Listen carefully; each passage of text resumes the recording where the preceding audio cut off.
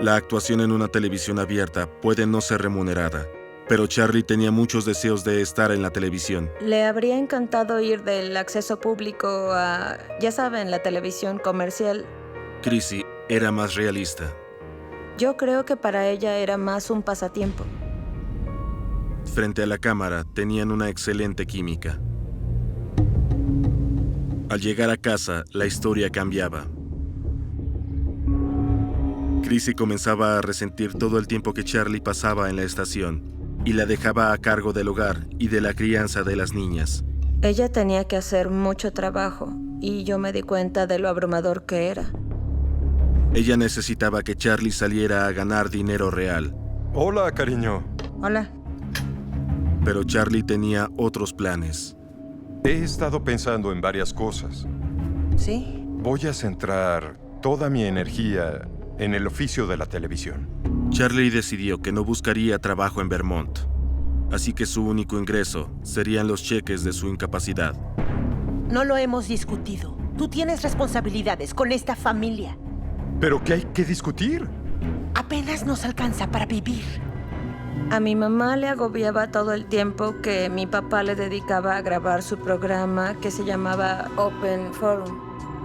El dinero era escaso y eso era algo que la estresaba mucho.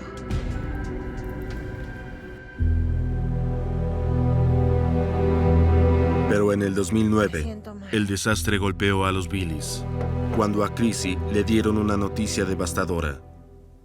Tenía cáncer de ovario y debía someterse a una histerectomía.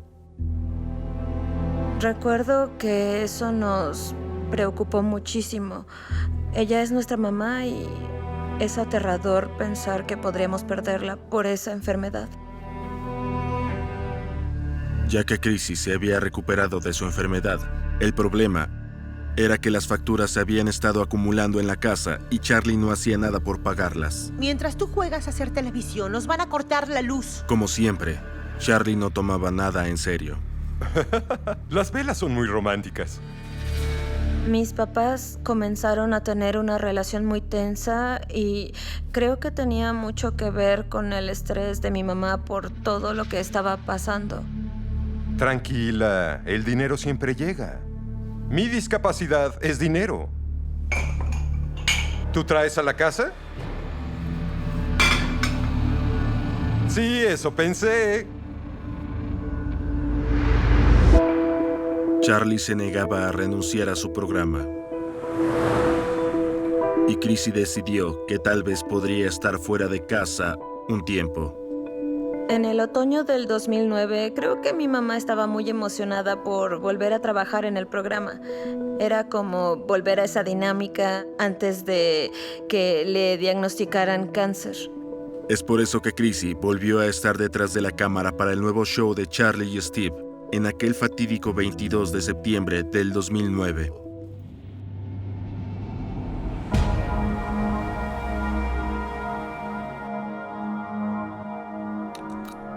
A solo 15 minutos en las afueras de Newport, Pam y Ray Helenek están terminando su día en su granja. Estábamos sentados cenando y de repente oí ¡pam!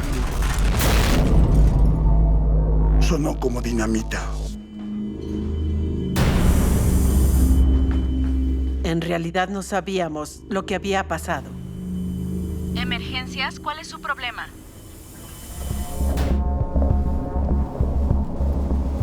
Tuvimos que investigar el accidente y asegurarnos de que podíamos entenderlo todo. La visibilidad es buena, la carretera está seca. Tiene que haber alguna razón.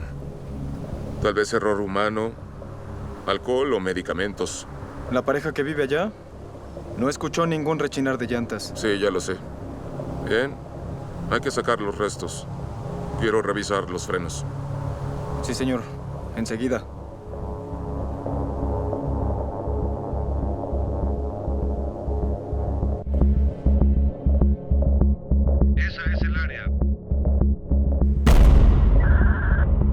Como todo accidente fatal en una carretera estatal, la policía de Vermont llegó a investigar. No había evidencia alguna de que hubiera algo en la carretera que hubiera causado el accidente. No había marcas de derrape en el camino. Los investigadores estaban totalmente confundidos. Chrissy se las arregló para estrellarse contra el único árbol que existía en al menos 1,5 kilómetros en esa carretera. Dígame, ¿toma algún medicamento?